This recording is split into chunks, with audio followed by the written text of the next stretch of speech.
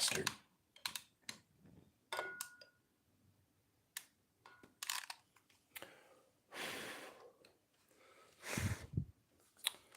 All right, bruvs. We're back with Dagny.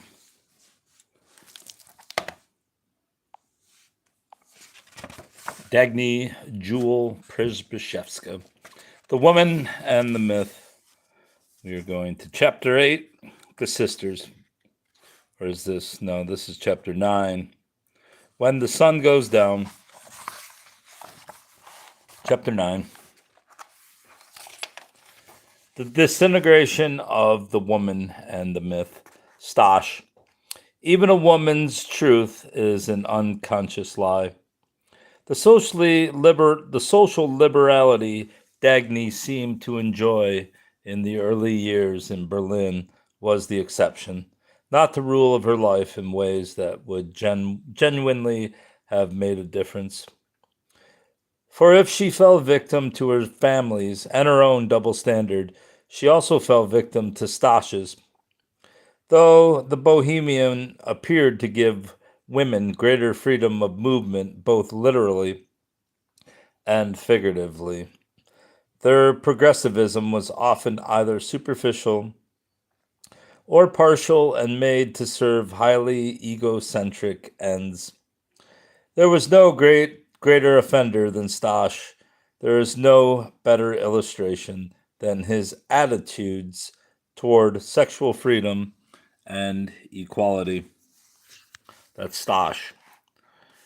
Both Dagny and Stash had other lovers in the course of their relationship, though their patterns were very different. Stash was promiscuous before and during his 8-year marriage to Dagny. Marta Forder, Maya Vogt, Anelia Pajakowna, and Jadwiga Kasprowitz were only the most visible of his many women. He seemed to consider affairs his right and had no qualms about disclosing them to his friends. One must wonder how concerned he was about concealing them from his wife. Dagny was not so simply categorized as Stash. She formed relationships with several men during her first months in Berlin, though the knowledge of whether those relationships were sexual or not remains with her, and the men she might have known. There's little to suggest that she had other relationships during the first 4 years of her marriage to Stash. When the Przybyszewskas moved to Poland, however, they grew increasingly estranged, and betrayals apparently began on both sides. Iwa Kasik suggested that Dagny's failure to learn Polish was the critical, if not the primary reason for their estrangement.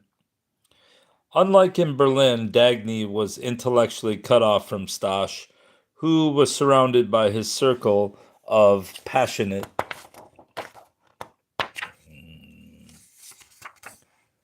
fans. A supportive, enamored circle also formed around her, made up of men who spoke German and French. These were men who also admired Stash and were themselves part of his peon group. They included, among others, Alfred Wysocki, Thaddeus Boy Zelensky, Vincent Brzezinski, and his brother Stanislaw, and Władysław Emmerich.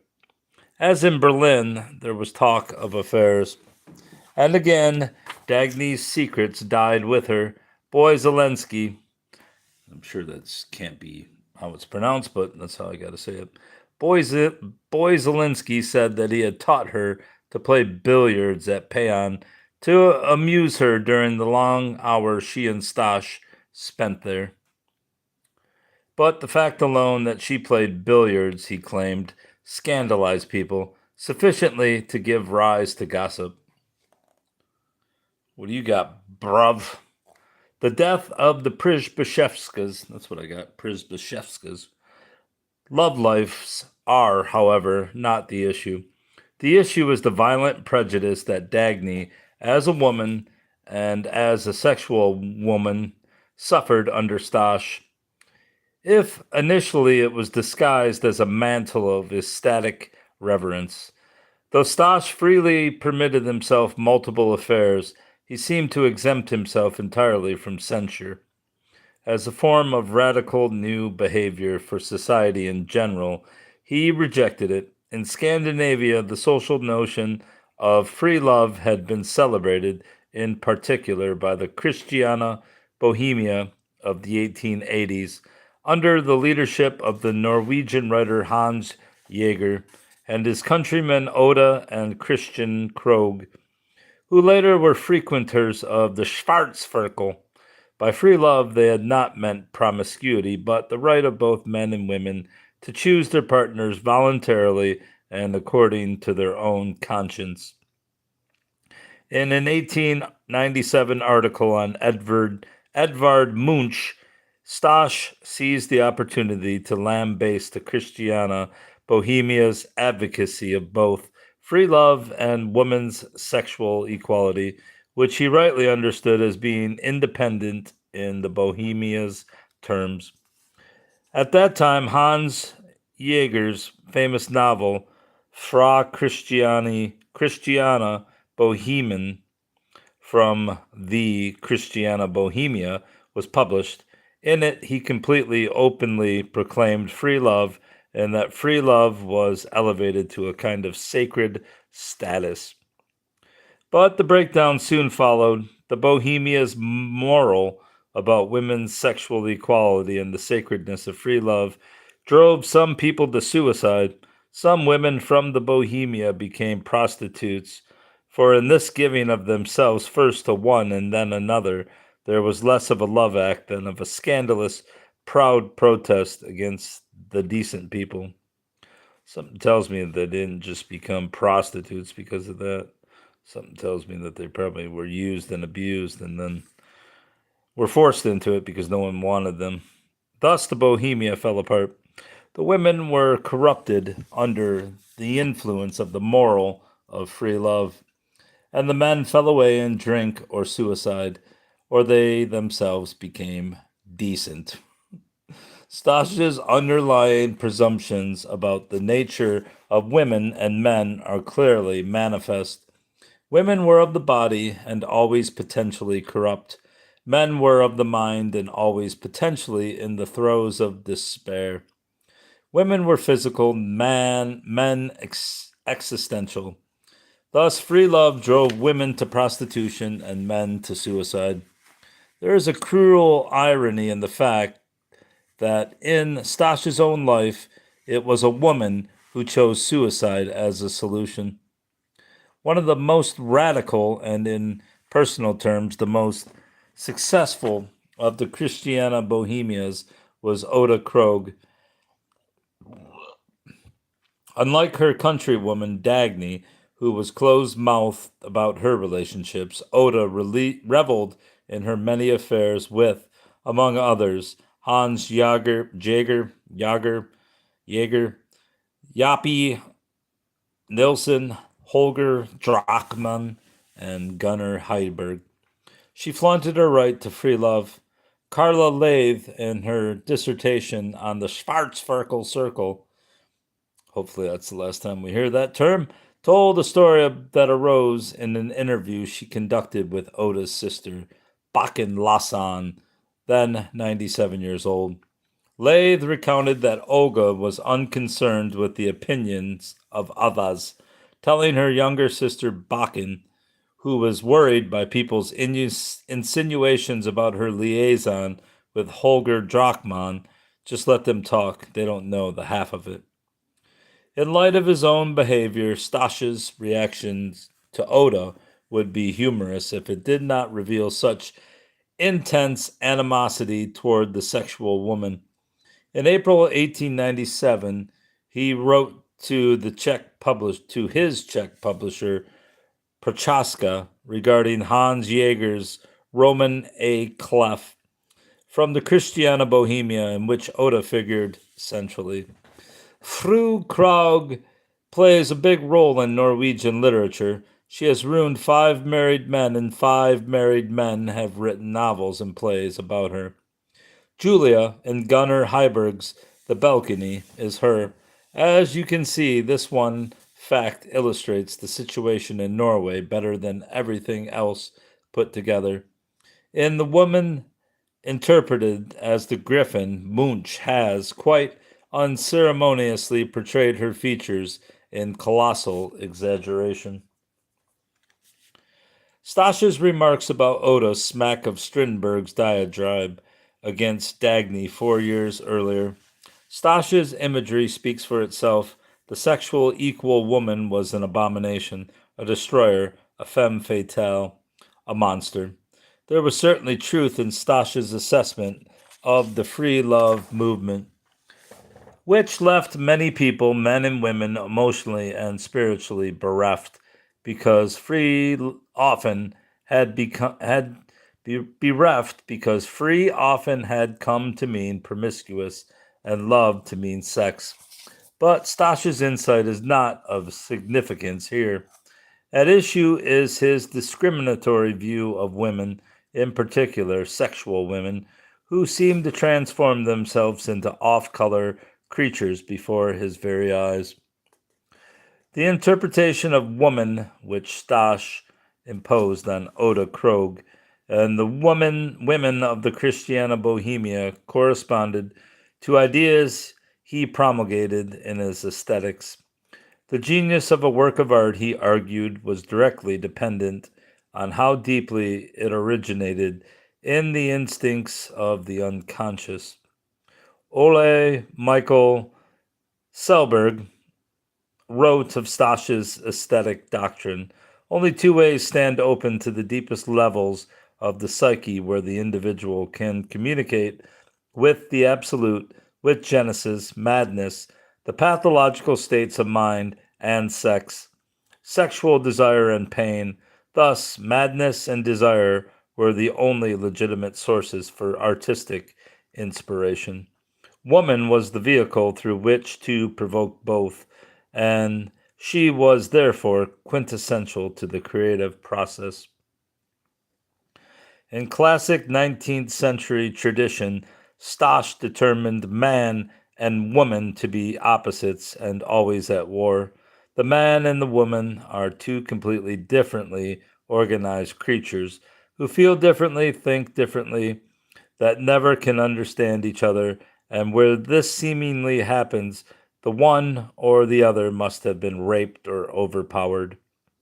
The man, who is the sexually more powerful by virtue of his incessant hunger, loses the upper hand to the woman because he always must court and always must crawl, if he does not prefer to turn the woman into an apathetic and willing object for his passion, thus ending the struggle. And the struggle must be maintained, according to Stash, because the suffering soul is life's, consequently art's, only truth. The joyful, rejoicing soul is a monstrosity, a square wheel. The soul is dark because it is passion and the abyss, the endless pain of immersion and invention. Stash attributed great powers to the woman, conceiving of her as an androgynous god who would reveal the over intellectualized man to himself once again. She was the black god, the born whore, indifferent as to whether she prostitutes herself physically or morally. She was also the good god, though this god, he wrote, is only an idea that perhaps someday will rise from man's kingdom of dreams and into reality. Stash saw her in Munch's Madonna. That's a great, great segue. Edvard Munch's hand-colored Madonna, 1893 to 94, dedicated to Przybyszewska. There's the little guy. Hi, buddy. There are moments when the woman ceases to be the vampire. In giving herself absolutely to a man, the dirt is washed off of her lust to destroy and her shame disappear. without a trace. Her face shines to conception's terrifying beauty. There is a moment in the woman's soul when she forgets herself and everything around her and transforms herself into a formless, timeless, and dimensionless creature. A moment where she conceives in virginity Madonna. But if his surrendering woman was a goddess, she was also a conquered victim. Speaking of Vigeland's sculpture entitled De Nedboyd, Bowed Down, Stosh wrote, there it is. One of Vigeland's, I'm sure I'm mispronouncing that too, works especially seems to me to be unsurpassable in spiritual power. The woman kneels with her head agonizingly bent toward the earth. Her long hair flows down around her. Only over her lies the man, also kneeling. With both hands he holds tight, painfully tight around her body, and presses his face violently down into her neck. It is the young girl's tragedy, the tragedy of the conquered, passive one. Pain is here intensified into something that is no longer pain, a passive tumbling down into the abyss, a passive giving of oneself unto the Satan of sin and destruction. She has fought until the last second, but his brutal will has constrained her. Yet now, when he has reached the goal of his desire, now he does not dare take her. He only presses her to him. He would really like to press her completely into himself in his desperate awareness of spiritual torture.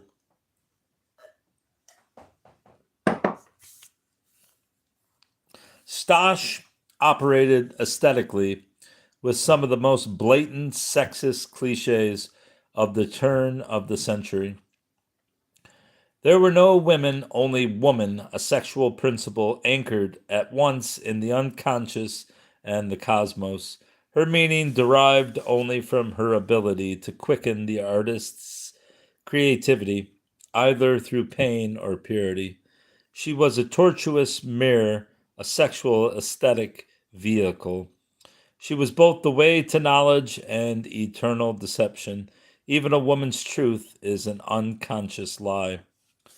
Though Stosh may have been revolutionary in his theories of the unconscious, he was typical rather than exceptional for his time in his view of woman. It was not that he underestimated her. The underlying impetus for his own, as well as much of the misogynist iconography of the late 19th century, was a defensive reaction to the power women were perceived to have won. Stosh himself wrote about Munch that he painted the inferior man's tragedy under the matriarchy's oppressive yoke that never has been more powerful than perhaps precisely in our age.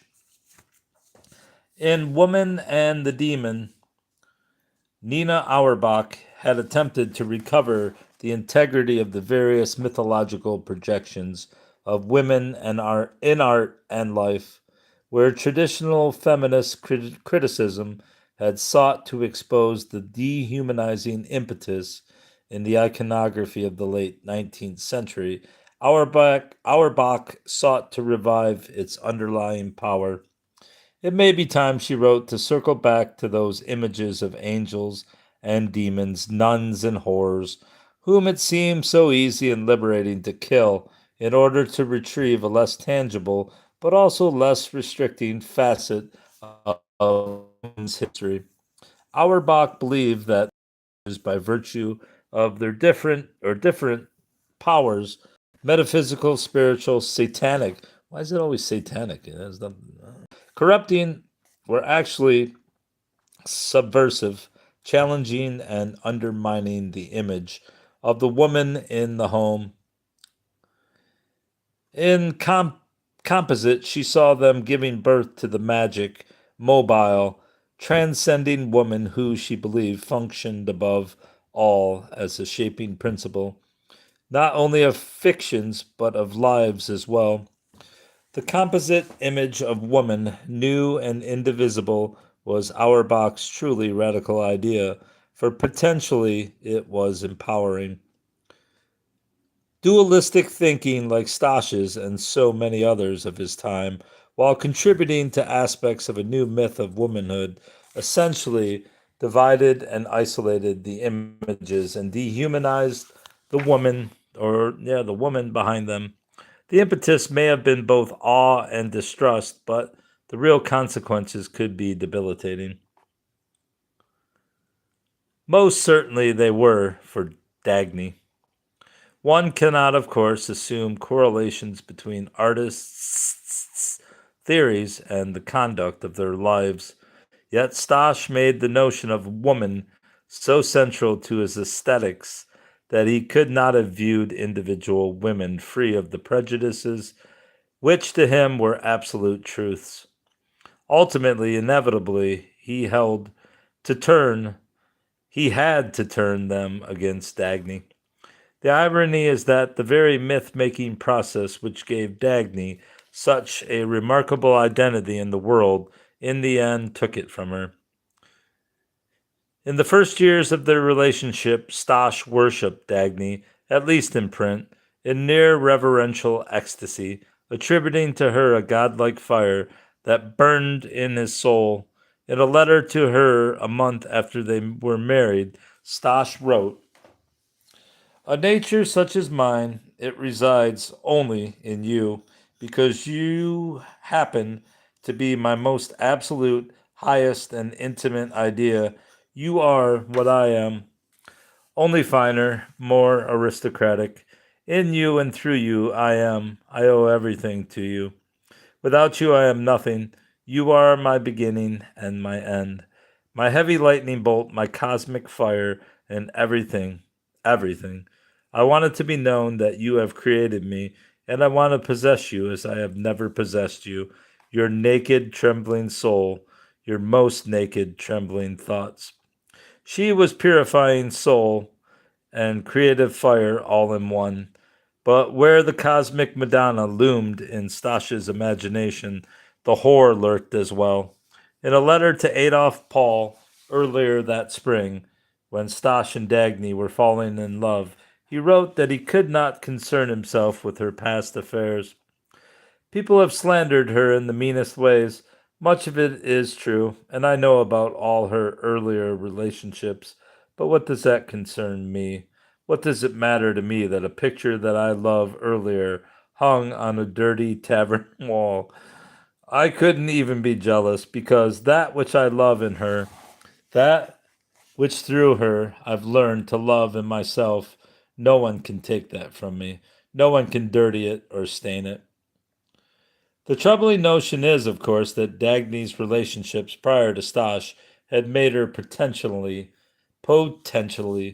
unclean. She was now kept immaculate by virtue of the love, in particular, the self love she inspired in him. Though he claimed that no one could dirty or stain that love, Dagny's pure state was obviously a function of Stosch's own caprice.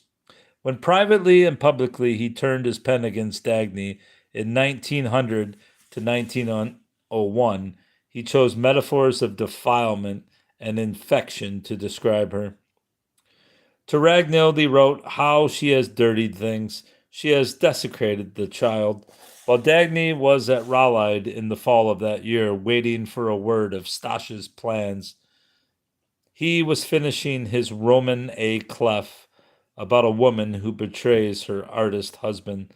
He entitled the first part of Sons of the Soil, Malaria, which began appearing in installments in the journal Chimera just weeks before Dagny returned to him.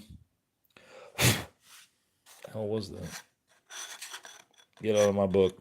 It's not even my book. Get out of there. The woman of the novel is portrayed as an exotic disease infecting the creative genius of her artist husband. Stosch had also written privately to Dagny, speaking of the past with her as the poison of the plague. She responded in a letter to him sent to Lemberg, "O Stasio, you speak about thoughts and memories that affect you like the poison of the plague. And I, what shall I say?" Adopting his own metaphor of disease, she wrote in a letter from the same time, telling him that she had read malaria. "Yes, Stasio, Stasio, God in heaven knows I'm desperate. In the end, I didn't know if I was coming or going. Now, in these past days, I too have read your novel in Chimera. I can read that much Polish, yes.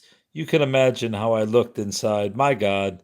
When Zenon had gone to sleep last night, I sat motionless at the table, hour after hour, just whimpered softly like a sick animal, and felt that I could not live, that it would be corrupt of me to live longer."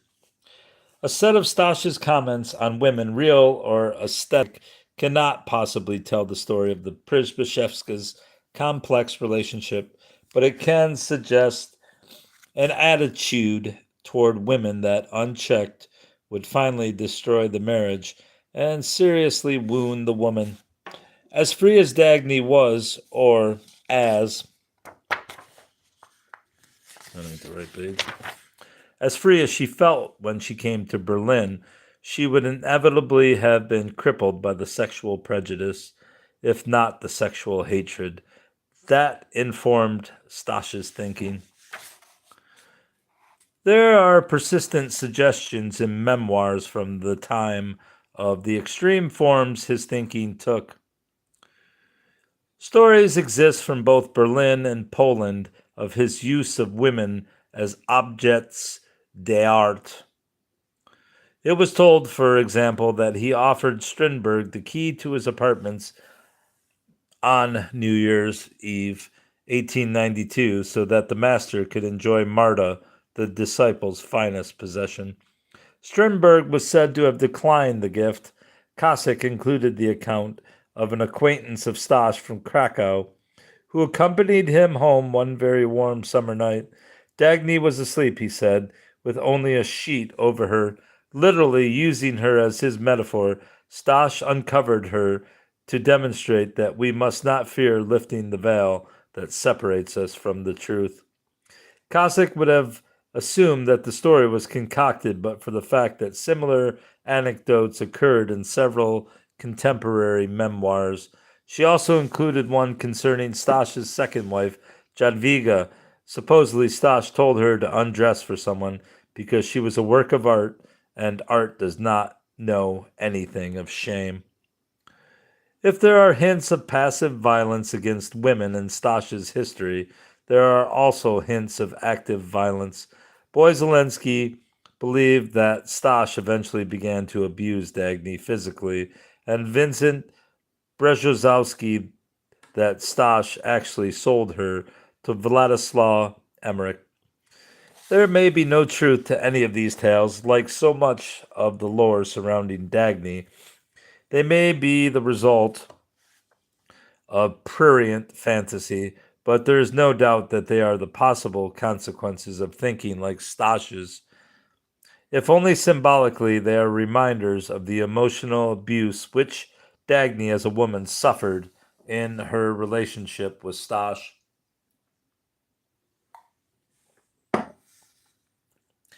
Disturbing questions arise.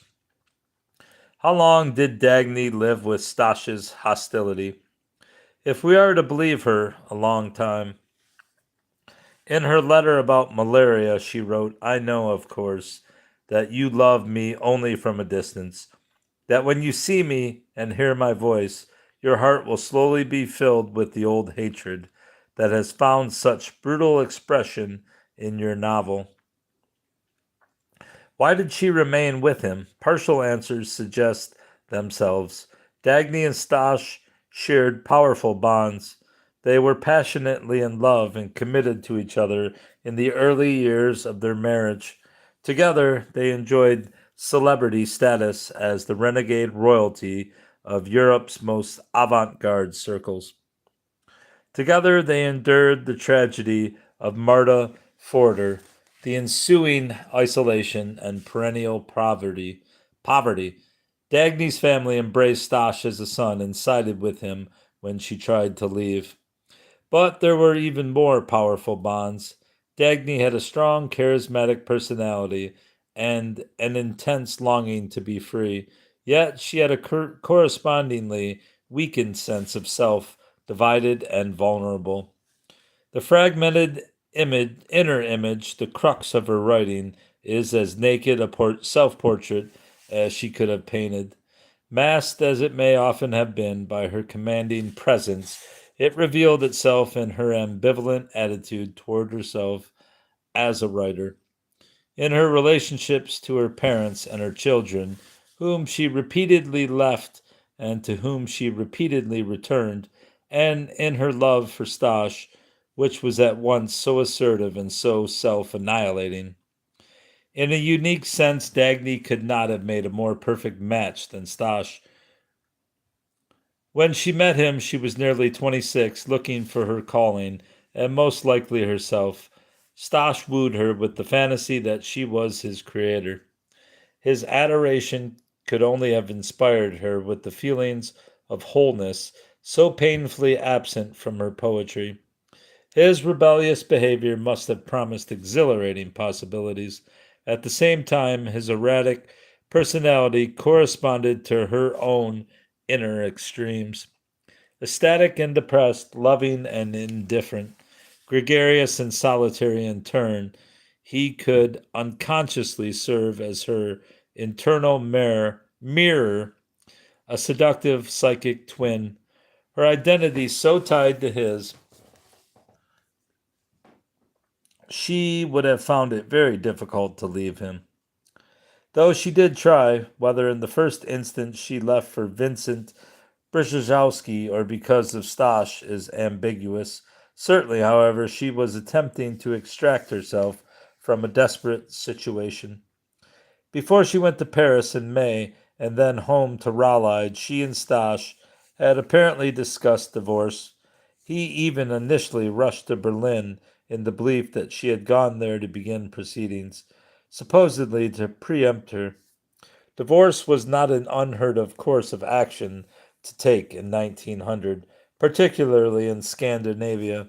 It would have been more of a scandal in Catholic Poland, but nevertheless a possibility in the progressive circles in which the Przybyszewskas circulated. What Dagny's family might have thought of divorce, even whether she discussed it with them, is not known, though we must suppose that they encouraged her to return to Stash.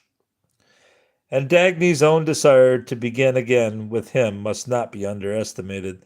She wrote to her mother in 1901, I am endlessly happy to be back with Stashu again.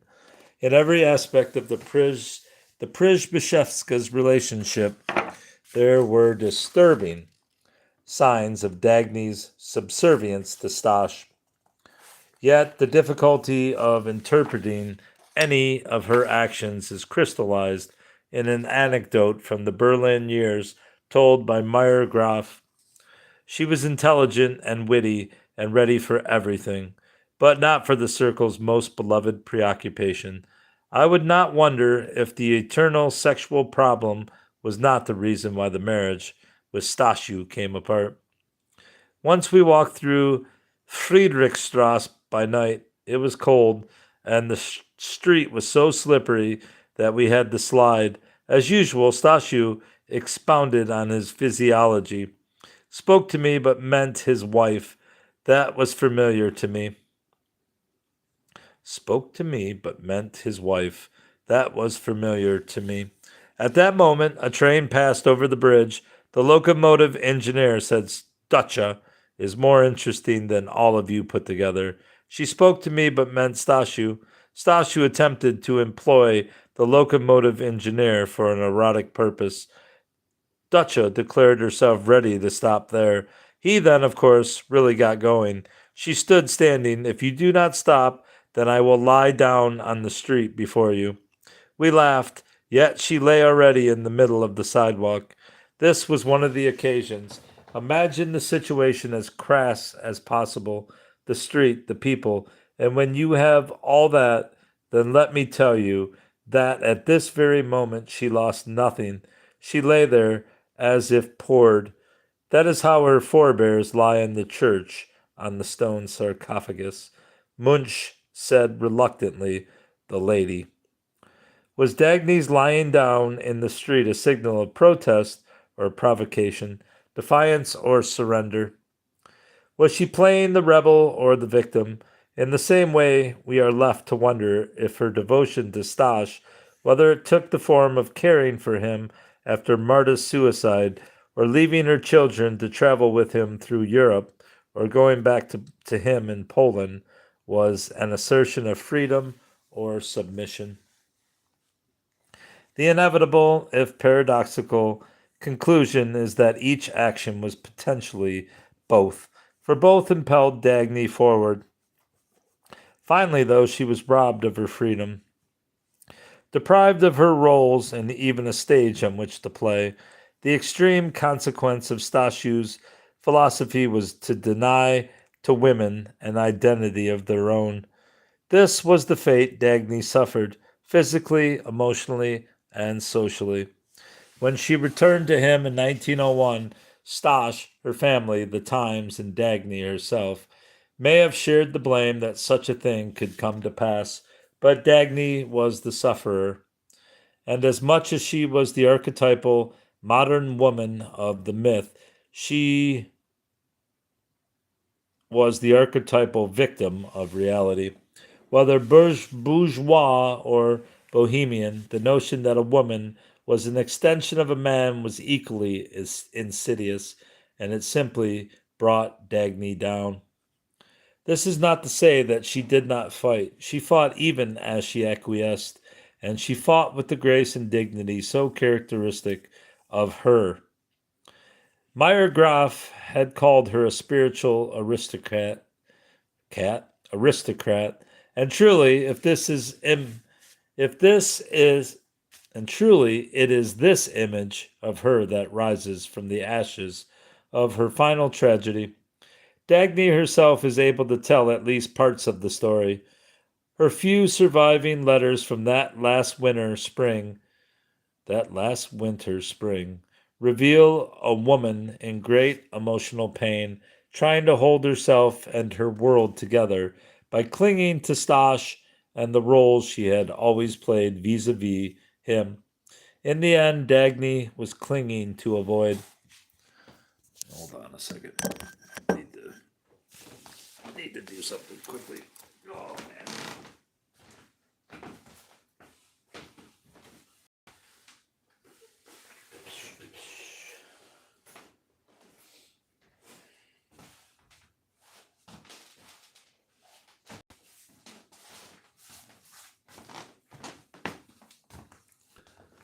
All right, props. Let me take a drink.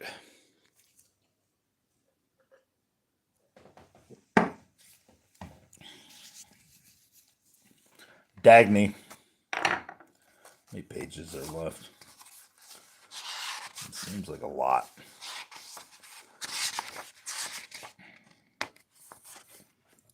$170, so basically 11 pages. Is quite a bit. Dagny, yes, you can imagine how I looked inside. The weather was extremely cold. Dagny, Stash, and Zenon moved into a room on Marzolkowska Street in the center of Warsaw. Stash soon left and was away for much of the spring, lecturing and preparing one of his plays for production in Lemberg. He was also seeing Jadwiga Kasprowitz and Aniela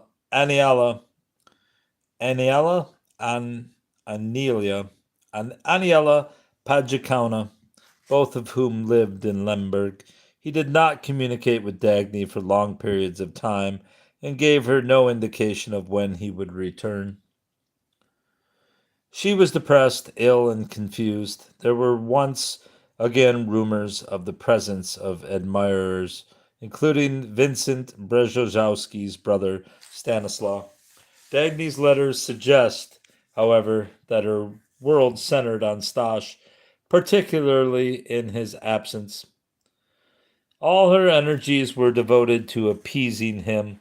She entreated him to return, and then Stashu, come back to Warsaw soon. You are absolutely needed here.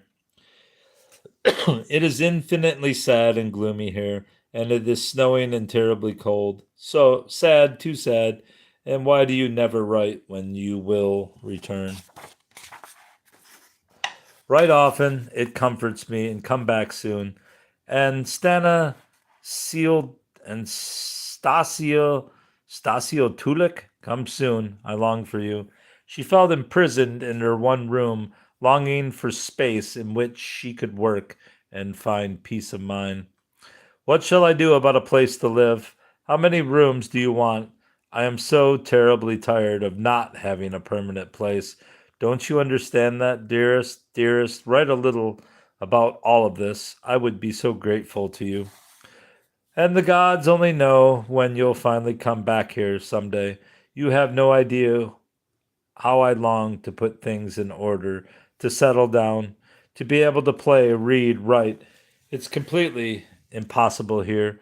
The whole pension is now full, and we have to stay in our room. Oh God, if you'd only come back soon, Stashu, I long for you. She was separated from Iowa, and both she and Xenon were poor in health. I am terribly nervous, and neither Xenon nor I am really well yet. Xenon always has something new, earaches, stomach aches, toothaches, never really first class, and he wonders why you don't write. He thinks you're in Warsaw. Stash had written that he was ill himself. She wanted to believe him, but she had suspicions. She was cautious and indirect. Stashu, dearest, how frightful about your illness, and that you should just at that time be in Lemberg among strangers. She added a postscript. Where have you seen Ivy since you have been so sick the whole time? In another letter, she wrote, I'm so happy you're well again and that your illness was the reason for your not writing, but she feared that there were other reasons. I opened the enclosed letter out of curiosity. I recognized the handwriting and knew that it wasn't dangerous. She treaded gingerly, but she knew Stash was lying to her. The theater director says that he never visited you, so that the stories you have told me are again rather incomprehensible. Dagny was on treacherous ground. Everything depended on Stash, and he provided her with nothing. Not a place to live and work, not a relationship, not the truth. He was sending her messages both privately and publicly that she had become his infectious demon, but he alternated with words of affection, it would seem indiscriminately. In the same letter about being sick at heart over malaria, Dagny wrote to him, and today, when I got your letter, your very warm letter full of tenderness, and sounding so honest, I thought again that life might be possible, that life could bring good days and maybe even a little happiness, but I'm afraid of my incurable optimism. Dagny was kept as if on quicksand, off guard and vulnerable. She did not seem to know whether to fear her naivety or her wisdom. Dagny showed no anger toward Stash, only deep hurt which she turned against herself. She even attempted to demonstrate to him, in the meekest possible ways, that she was innocent and still worth loving, if only by another. The little Swedish violinist is so sweet and so delighted with me. She is completely a child, open and natural, truly a fine, wise, naive, and little lass, and loving little lass. Believe me, she is a very sympathetic little artist child, 23 years old, and that she was true to him. I see no one besides Vladislawa and Krzyżanowski. Vladislawa Tomaszewska was an older friend who, after Dagny's death, would travel to Tiflis to bring Zenon out of Russia. Konrad Krzyżanowski was an artist who painted Dagny's portrait that last spring. He seemed to capture in horrific fashion her own dark mood. The deference Dagny had always shown to Stash as the artist surfaced now as pathological self-denial. Strength came into her voice only when she was discussing his career. She wrote the long, resolute letter, trying. That's a nice portrait. I mean, she's ugly, but it's a nice portrait. I mean, she looks 60 years old. Not to give him an excuse for cheating, but to convince him to change publishers because she believed he was being swindled by his present one. Let me read that again. She wrote the long, resolute letter, trying to convince him to change publishers because she believed he was being swindled by his present one.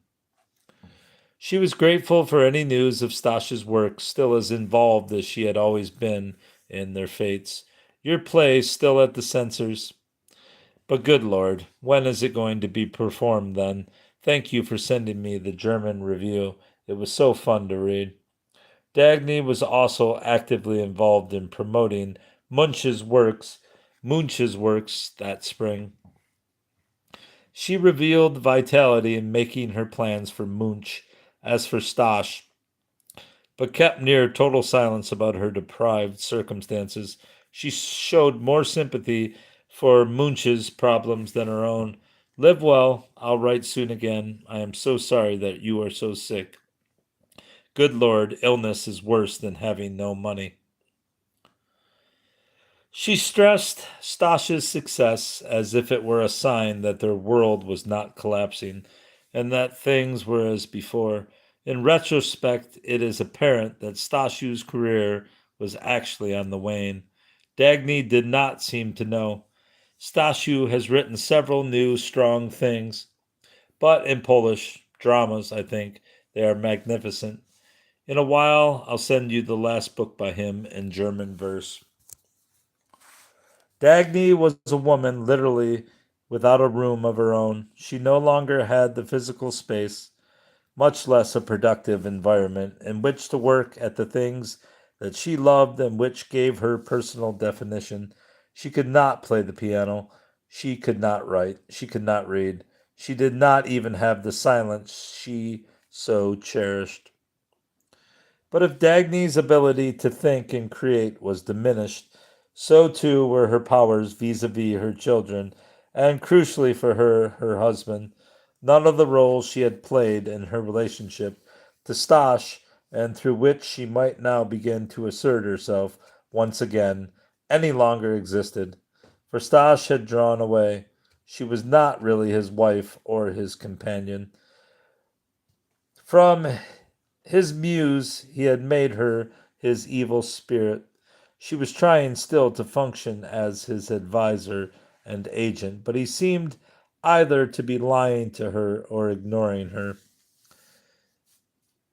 Kasich noted that spring she had begun to take courses in Scandinavian literature at the University of Warsaw.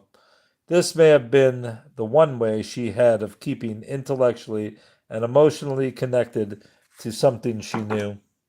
Paradoxically, the only company she had in her pain was Stash.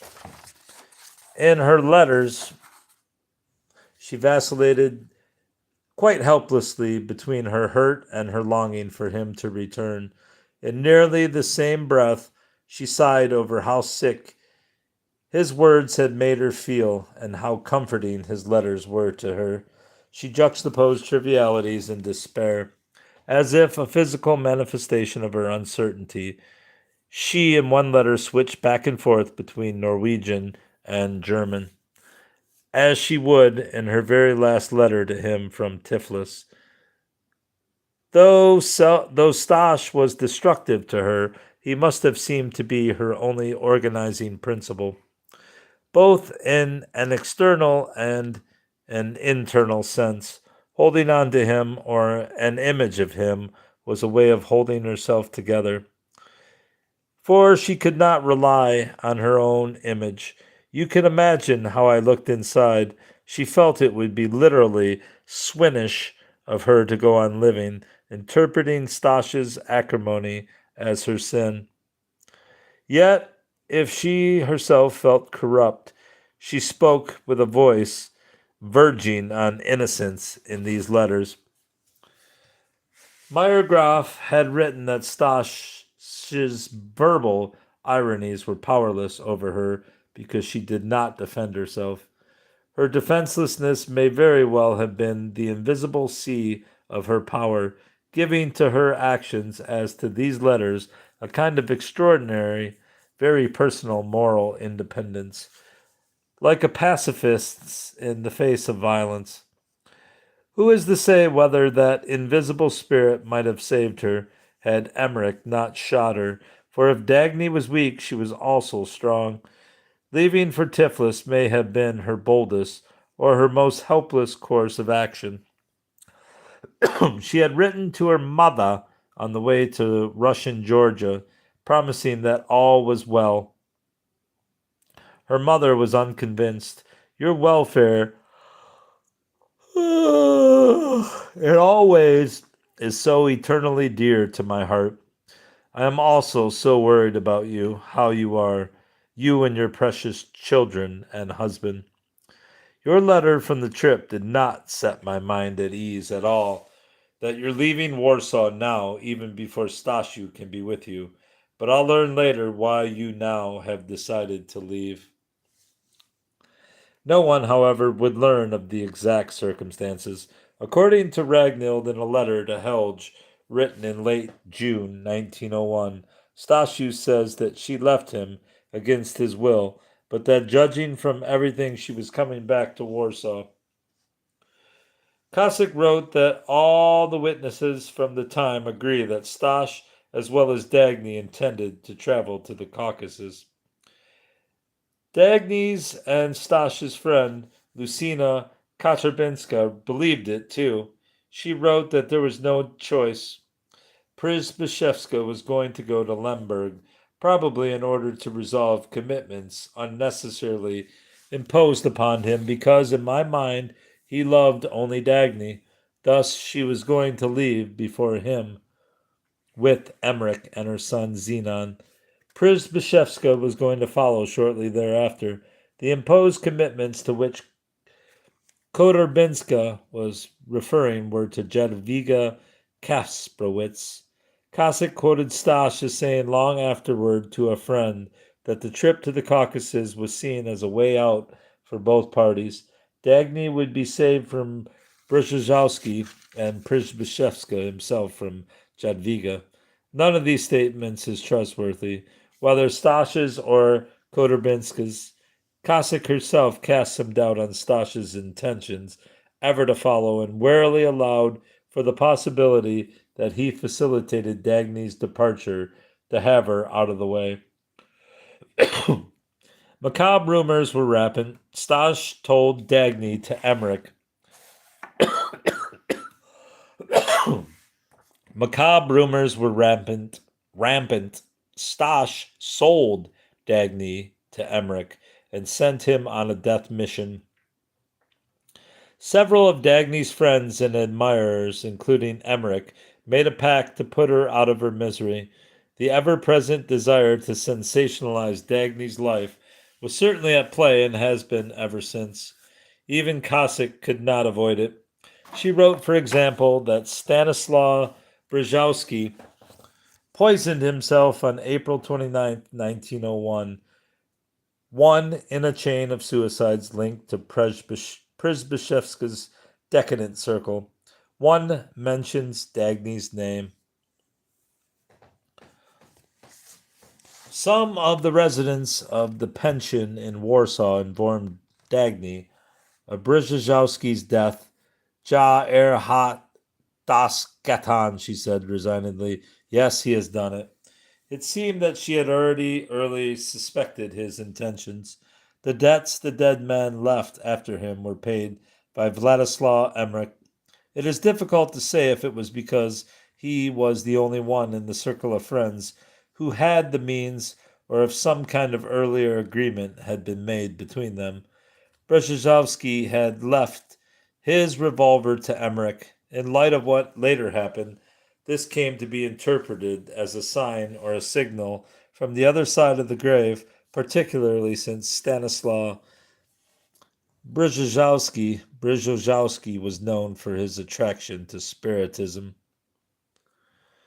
The brutal, the brutal, the beer, the I can't do it. The burial took place one of the last days Dagny was still to be seen in Warsaw. The recent happenings had left deep physical and psychological traces. She was seen a few more times at restaurants and lectures. Her fading beauty was admired by those listening to Przybyszewska's lecture on the poet Kasprowitz, Jadwiga's husband. On May 2nd, Dagny seemed then completely in control, though she was surely bothered by the sensation seekers, as well as occasional hostile glances. 2 days after Przybyszewska's lecture, Dagny said a sorrowful goodbye. It was May 4. For those who followed Dagny to the train, it seemed like attending yet another funeral. Such is the insidious stuff of rumor that plagued Dagny throughout the years of her public life. On the day of her departure, April 26, 1901, she wrote Ragnhild, "Beloved, next station, Tiflis." And on April 28th, from Kiev, will write a letter from Rostov on the Asiatic Sea. In leaving, was Dagny heeding or defying Stasha's wishes? Was she surrendering even more of herself, or was she asserting herself?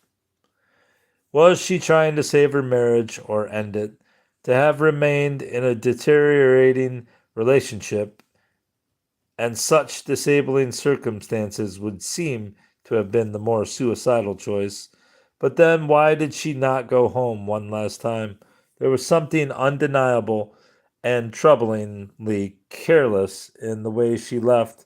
Emmerich was young, in his early 20s, and unstable. Iowa was being cared for by another woman, and Dagny and Zenon were without passports, though through thousands of miles of foreign country. In both a metaphorical and a real sense, she left her identity in the hands of Stash, and the fact simply was that he was willing to put her at risk.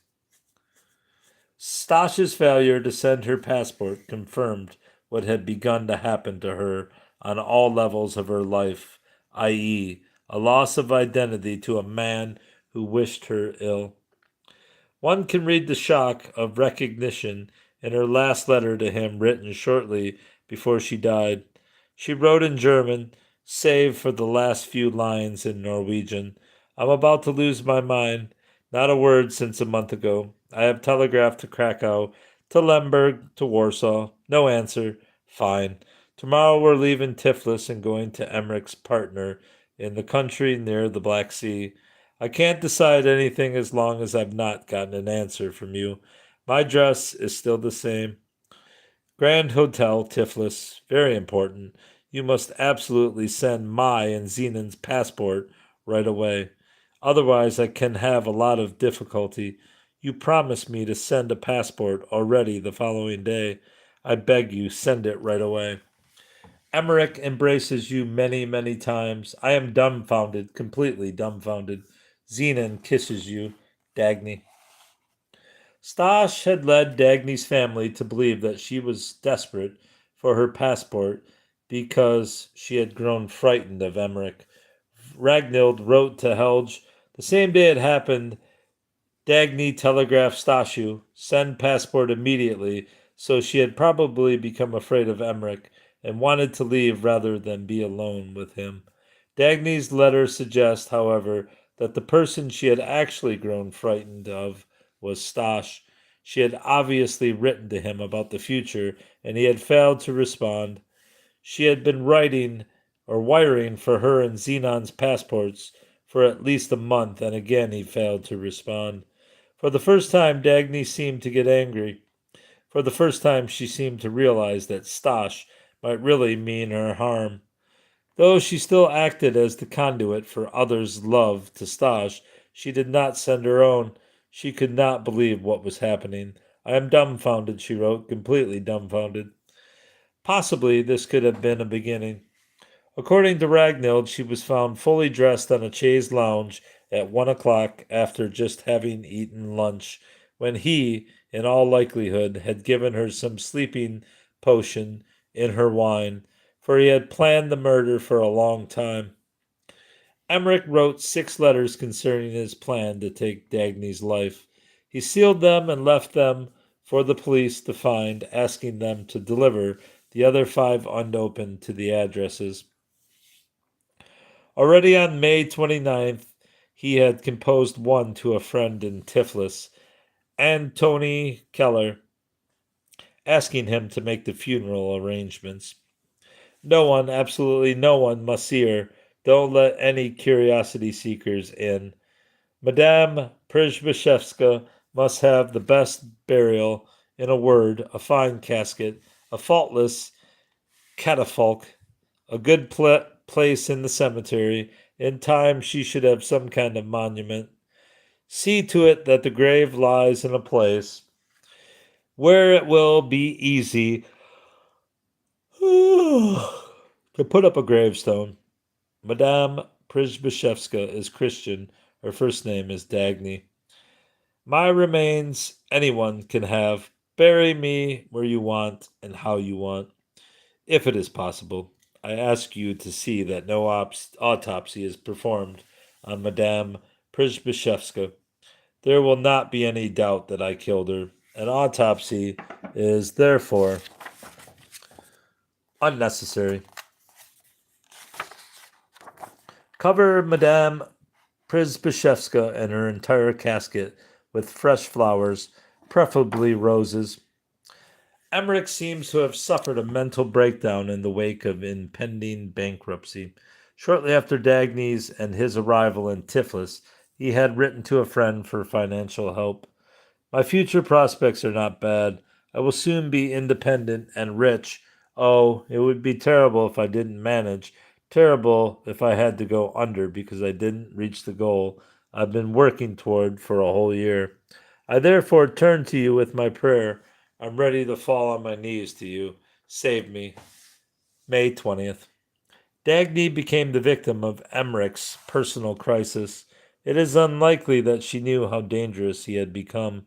His letters about the impending murder suggest he maintained a very controlled, concerned presence. Cossack commented, there is an enormous contrast between the horror of the planned crime and the impression of touching goodness, sensitivity, even humility in Emmerich's letters. He gave his thoughtful instructions for Dagny's burial, as well as for Zenon's care, even to details about his health and diet. He informed the police that he himself was in his right mind, and he made his sincere apologies to Stash and Zenon, but he maintained that he was doing it for Dagny's own good. It is when he spoke of Dagny that the insanity of his obsession revealed itself. To Zenon he wrote, she was not of this world. She was far too ethereal for anyone to understand her true nature. That she was an incarnation of the Absolute, that she was God, you will learn from others. I only want to tell you that she, to put it in an earthly way, was a saint. She was goodness itself, the kind of goodness that is called regal and that arises from contempt. You alone meant anything to her.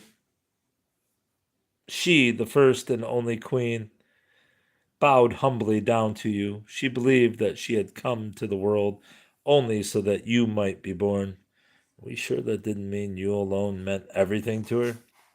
And to Stash, what can I say? Not much. I have done what you should have done.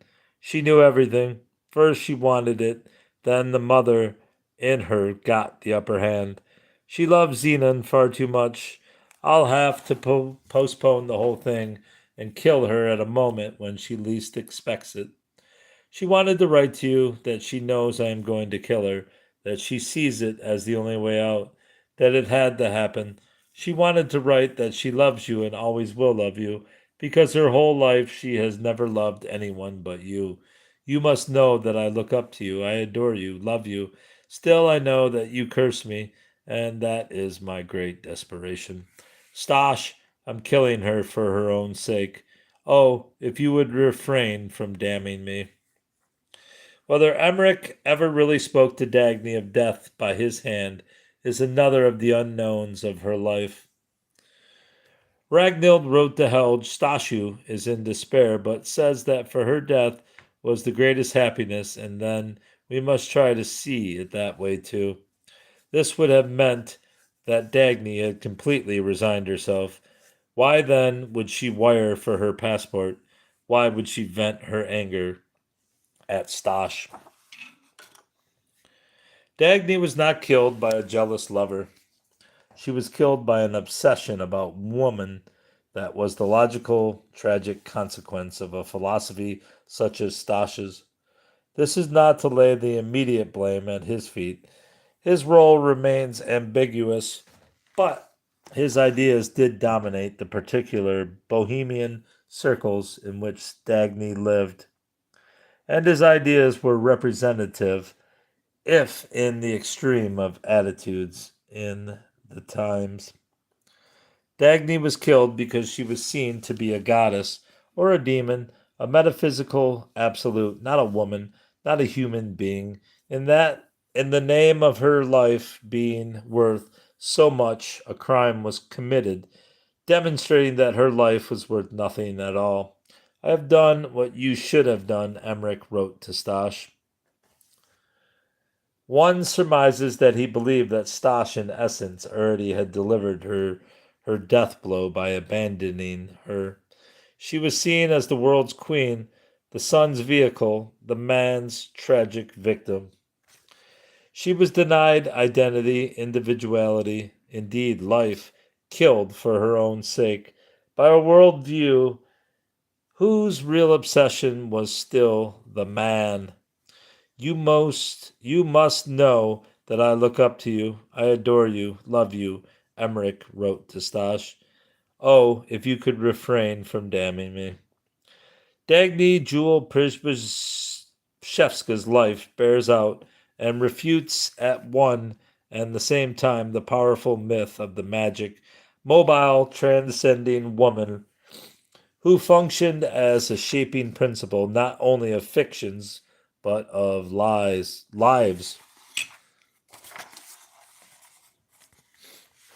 Unique woman that she was, Dagny made people think for a moment that they were looking into the future. She was the shaping principle of her own grand myth, and she became a shaping principle for others, symbolizing a myriad of unimaginable possibilities.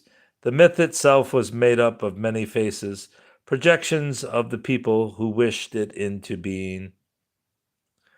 Like Stash, some saw Madonnas and vampires, others saw wood nymphs, biblical apparitions, creatures of the wild, and transcending dancers, but no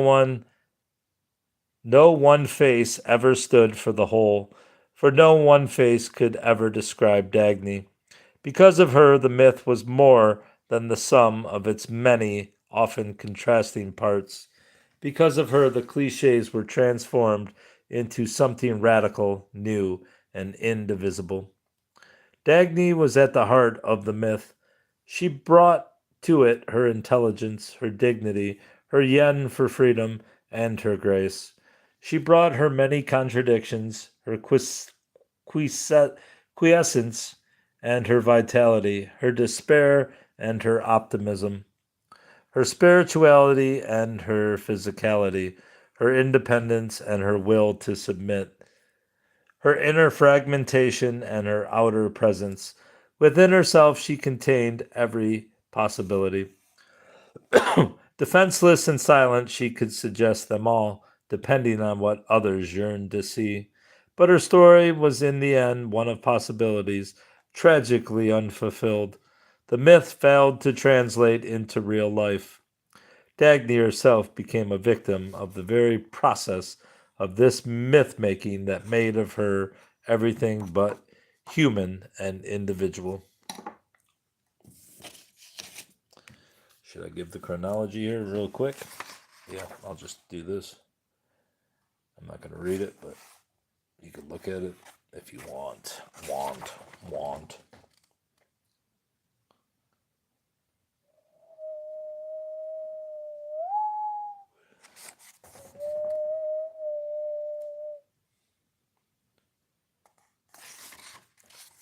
The notes I will save for another post. I'm not going to sit there and do that. Not tonight. After 111 minutes of reading. That's all, bros.